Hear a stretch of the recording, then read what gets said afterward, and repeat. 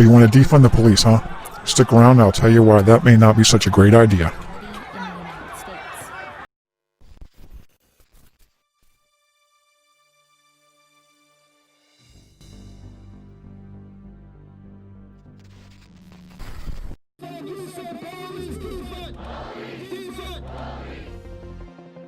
In the wake of the George Floyd incident in Minneapolis, the left's latest wacky idea is calling for the defunding of the police.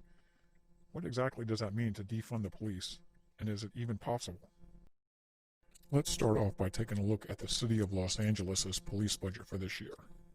Alright, let's see what we got here. City of Los Angeles, budget summary. This page intentionally left blank, much like a liberal's head. Come on, let's see what we got here. Where's the numbers? Come on, where's the numbers? Numbers. Come on, where are the numbers? Where are you? Oh, here we go. Let's see what we got here. So the first column is the salary expense, and the last column, the total, is the total budget amount for the department. So if we look at the police budget, the total budget for the LAPD is a little over $1.8 billion, while the salary expense for that budget is a little over $1.7 billion. So the salaries for the LAPD employees represents about 95% of LAPD's total budget. This ratio is pretty typical. Most of any organization's budget is eaten up in salary expenses for their employees. When people talk about defunding the police, I think they're talking about getting rid of the police officers. But you've got to understand that that police budget does not include just police officers. It includes all the support personnel, civilian personnel that goes into effectively running a police department. And some of those important support personnel include dispatchers and call takers. If you want to defund the police budget, you're going to lose out on dispatchers and call takers as well. So if you're in an emergency and you call 911 and you support defunding the police, don't be surprised if you make that call and this is a sound you hear on the other line.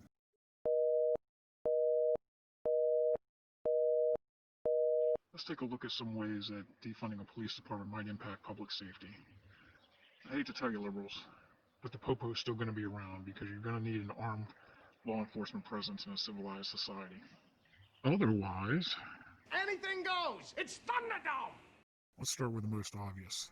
Defunding the police by reducing the total number of officers within an agency. Police staffing is already down across the country. Cops who were hired in the early 90s as part of the Clinton crime bill are retiring at an alarming rate. Can you really blame them? And since 2014, post-Ferguson, police recruitment has been down nationwide. So the ongoing war against the police by the Democrats and the media is already taking care of your personnel issues when you talk about defunding the police. Good cops are leaving, and nobody wants to take their place. So as I said before, you're still going to need an armed law enforcement presence. Typically, police departments recruit from criminal justice majors and colleges and people separating from the military. Nobody wants to be the police anymore. So police departments will inevitably have to lower their standards to get people to become the police. And then you're going to be left with people like this who are patrolling your streets. And you think we have problems now? A liberal idea that seems to be gaining traction across the country is the idea of sending unarmed social workers to some of the 911 calls that police officers traditionally respond to. So it looks like Albuquerque, New Mexico is trying this out. So let's see what they are going to send their unarmed social workers to. So it looks like they're going to be sending social workers to calls for inebriation, homelessness, addiction, and mental health. Typically those calls are handled by armed police officers. And the reason those calls are handled by an armed police officer is because you never know what's going to happen once you get there. Just ask the Toledo Police Department, who lost Officer Anthony Dia on July 4th. Officer Dia was shot and killed after he responded for what was called a routine call of a drunk man wandering around the parking lot of a Home Depot. And this is the exact type of call that they want to send unarmed social workers to. And I'm sure if you told a social worker that, they would be like, "Say what?" Sure, send a social worker to the drunk guy passed out in the middle of the road who's pissed himself. Yeah, why not? Send a social worker to the 6'8" naked guy running around he's high on PCP. And while you're at it, send a social worker to the crazy guy who's running around in traffic threatening to kill people. Here's how I see every one of those interactions going down. Stop! Or I'll say stop again. You a cop? No, Not really. What did you say? Trust me, the cops will be very happy if they don't have to deal with people like that anymore. Good luck, social workers. You're going to need it.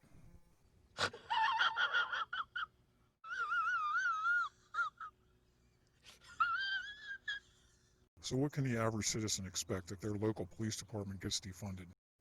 Well, the first thing you'll notice right away is that the response times will be greatly increased. The officers will be spread pretty thin because there's few of them out on the street, so it's going to take them longer to get to emergency calls and to non-emergency calls, if they even go to non-emergency calls anymore. The next thing you'll notice is that specialized units within the police department will be disbanded. Units such as aviation units, canine teams, SWAT teams, fraud investigators, sex crimes detectives, domestic violence detectives, pedophile detectives. They'll no longer be around because there'll be nobody to staff those positions. You can expect the overall crime rate to skyrocket. There's going to be nobody to respond to and do follow-up investigations on homicides, burglaries, robberies, and domestic violence calls. Fire and emergency medical services will also be impacted. When a violent crime occurs involving a weapon, fire rescue and emergency medical personnel will not go in unless there's an armed police officer present so that they can ensure the medic's safety. So if you get a call for shooting and police are 15 to 20 minutes from responding, fire rescue is not going to go in there. So that guy's going to end up bleeding out before anybody can get in there to help him. You can expect an increase in traffic issues on the roadways. With less cops around, there's not going to be anybody out there to enforce traffic laws. You're going to see more cases of speeding, running red lights, running stop signs, hit and runs, etc. There's also going to be less cops around to respond to collisions after these violations occur. So if somebody runs a red light, gets into a collision, it may take a long time for an officer to get out there to clear the roadway. So you're going to have cars in the middle of the road, disabled vehicles, people not able to get around. Who do you think takes care of all this stuff when they happen? The police do. So all those things I just mentioned seem obvious, right? It's a no-brainer. Let's talk about some things that you may not have thought about before. So if you defund the police department, you can also expect that car and homeowners insurance premiums are going to go up. Because with less police out there, as I mentioned, there's going to be more traffic violations and there's going to be more property crimes. And do you think the homeowners insurance and accident insurance is going to cover all that stuff? You know, they're going to get sick of paying out. So they're going to raise premiums to such a point that people aren't going to be able to afford them anymore. So if you want to defund the police, be ready to pay out of your pockets for bigger insurance premiums. You can also expect small businesses and large corporations to pull out of areas with a defunded police department. People are in the business to make money, and you're not going to make any money in an area that's unsafe, or if you've got employees who don't want to work in or commute to an area that's unsafe. So you can expect people to pull their operations out of defunded areas, move to a safer position. And when they pull out, they're taking their tax dollars with them. So you're going to have less income from corporate taxes, which is going to exacerbate the problem and make matters worse in an area with a defunded police department.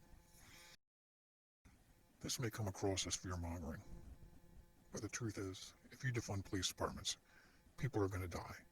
And I guarantee you, it's only going to take one innocent death and one massive lawsuit for a city or a jurisdiction to change its mind and realize, oh, wait a second, maybe we do need the police after all. So unless we all up and move to some fairy tale utopian world, which I don't see happening anytime soon, there's always going to be a need for an armed law enforcement presence in this country, whether you like it or not. Instead of letting the inmates run the asylum and politicians caving to these activist groups and the left-wing mob calling for defunding of the police, we need a real leader who will step up and say, no, we're not defunding our police, we're supporting our police. We need the police, and the police need us. So if you believe the police department needs to be radically changed and even defunded, that's fine. I can respect that. I can listen to different opinions.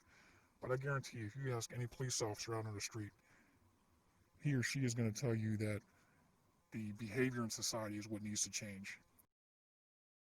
Thank you for checking out this video. If you like what you saw, please consider hitting the like and subscribe button. We're trying to grow the channel. As you can tell, we're brand new and we want to try and grow this thing. So thank you for sticking around, and we'll talk to you next time.